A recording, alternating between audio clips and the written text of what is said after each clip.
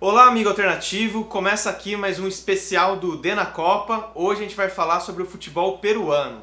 Contar 10 curiosidades da história do futebol desse país, vizinho do Brasil, que tem algumas tragédias, infelizmente, que marcaram a história, mas também tem momentos muito legais e a gente vai contar agora depois da vinheta.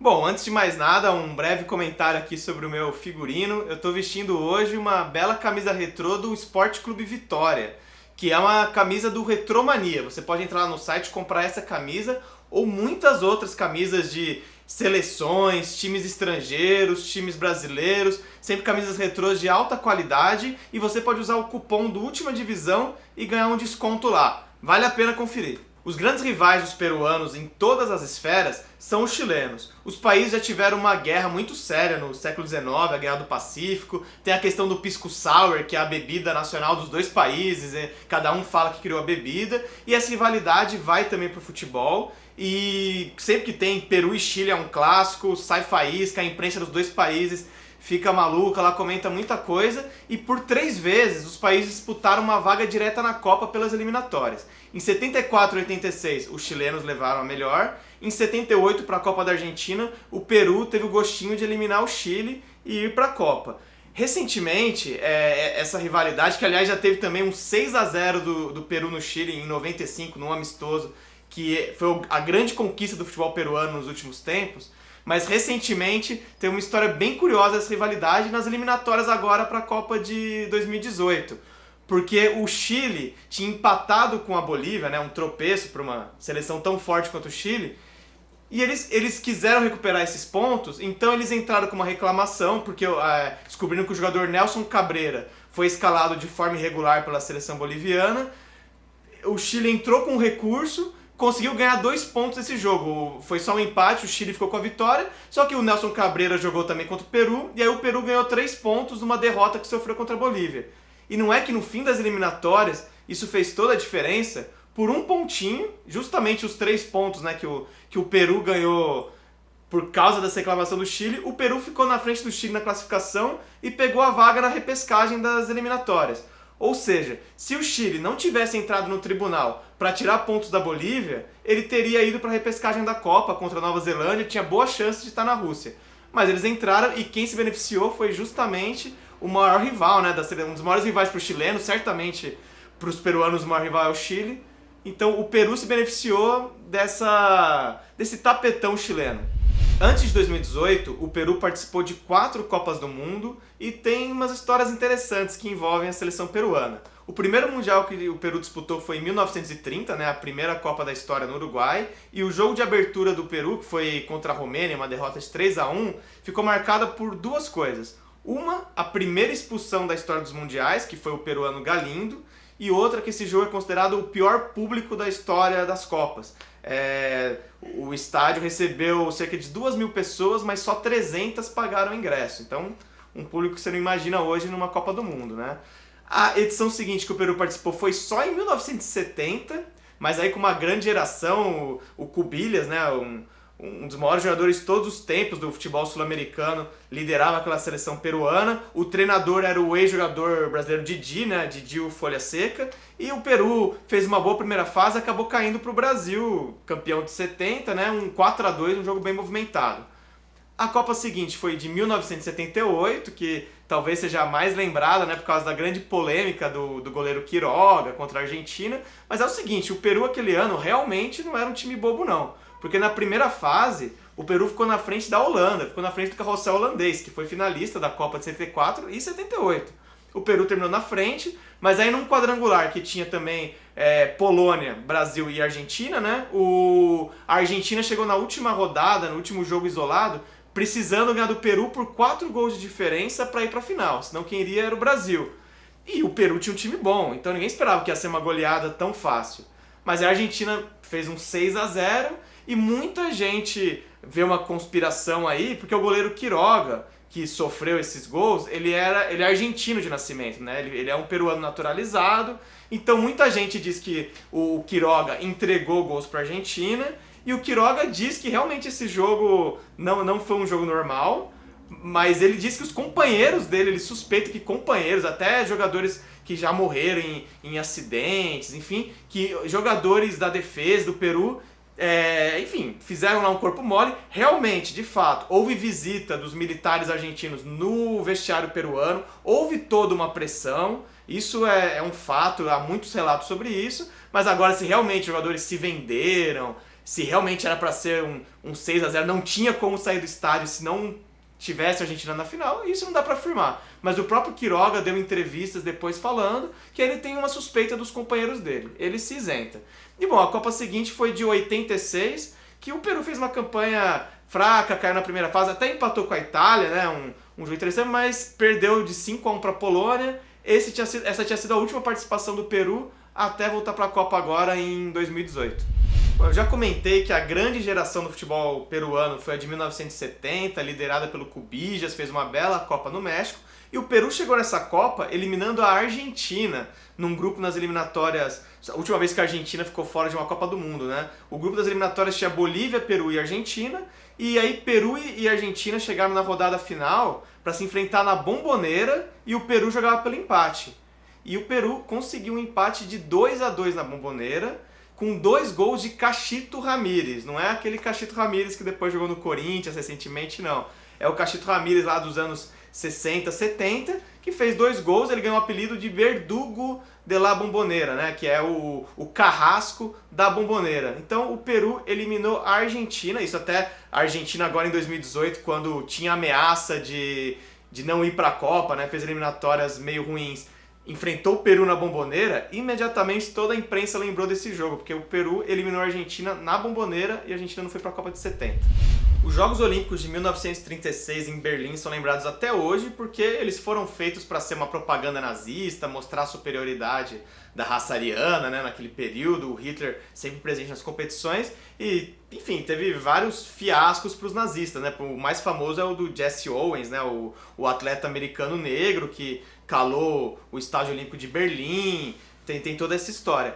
O Peru diz que tem uma história semelhante com a seleção peruana nesses Jogos Olímpicos, só que é uma história meio controversa. A questão é a seguinte, a Alemanha foi eliminada surpreendentemente pela Noruega nos Jogos Olímpicos de 1936 no futebol. Então, o time mais próximo ali seria o da Áustria, né, que depois viria a ser anexada pela Alemanha no time próximo, então tinha lá uma preferência pela Áustria. E aí jogaram Áustria e Peru num jogo eliminatório, que a Áustria abriu 2-0 e segurou essa vantagem até os 15 minutos finais. Só que os peruanos, que tinham também uma geração bem interessante, conseguiram empatar o jogo, virou 2-2 e esse jogo foi para prorrogação.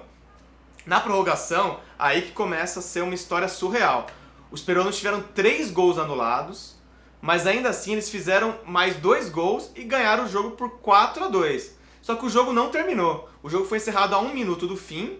E essa história é muito mal contada. O que foi alegado pelo juiz, por alguns jornais da época, é que houve uma invasão de campo de torcedores peruanos, até armados, ameaçaram os jogadores austríacos, e por isso a partida teve que ser encerrada. O Peru estava vencendo por 2 gols de diferença, né? Mas no dia seguinte, supostamente, também nessa história mal contada, a mando do Hitler, a mando do regime nazista, a Áustria foi declarada vencedora por causa disso, porque os peruanos teriam invadido o gramado. Mas no Peru ninguém concorda com essa história. No Peru a versão é outra, é que eles não aceitaram que o Peru estivesse derrotando, né, esse representante ali de um país próximo da Alemanha, lá, vizinho da Alemanha. Eles não aceitaram, por isso encerraram o jogo e deram essa forçada de barra para tirar o Peru. Isso foi um grande incidente diplomático na época. A delegação peruana saiu da Olimpíada, foi apoiada por algumas outras delegações sul-americanas que também abandonaram a Olimpíada. No Peru, teve protesto na frente da embaixada alemã, botaram fogo, fecharam o porto de Cachao, lá, que é na cidade de Lima, fecharam para os navios alemães. Virou um incidente diplomático porque eliminaram na canetada lá o Peru desses jogos, né? Agora, é uma questão que é muito polêmica, a gente até já publicou um post sobre isso no Última Divisão, a gente vai botar o link aí, que a gente mostra as duas versões. A versão peruana, de que houve uma injustiça, de que Hitler e o regime nazista não aceitou ser derrotado pela seleção peruana e por isso mandou cancelar o jogo depois, mudou o resultado. E há essa versão de que houve uma invasão de peruanos no gramado, ameaçaram jogadores austríacos e realmente a medida para punir foi eliminar o Peru daquele torneio de futebol dos Jogos Olímpicos. Pouca gente sabe, mas o Peru já venceu 2 Copas América. A primeira dela não chamava Copa América ainda, uma versão anterior do torneio, que era o Campeonato Sul-Americano, que o Peru ganhou em 1939. Aquela mesma geração que teve aquela história da Olimpíada de Berlim que a gente contou agora há pouco, né, em 36. Em 39 eles ganharam o Campeonato Sul-Americano disputado em Lima, mas sem Brasil e Argentina, que não puderam disputar aquela edição. A Copa América que os peruanos mais se orgulham, né, porque teve Brasil e Argentina, é a de 75, que foi, aliás, a primeira Copa América disputada pelas 10 seleções da Conmebol. E naqueles anos 70, a Conmebol fez um formato que era em ida e volta, não tinha sede fixa. As seleções jogavam em casa, jogavam no país adversário.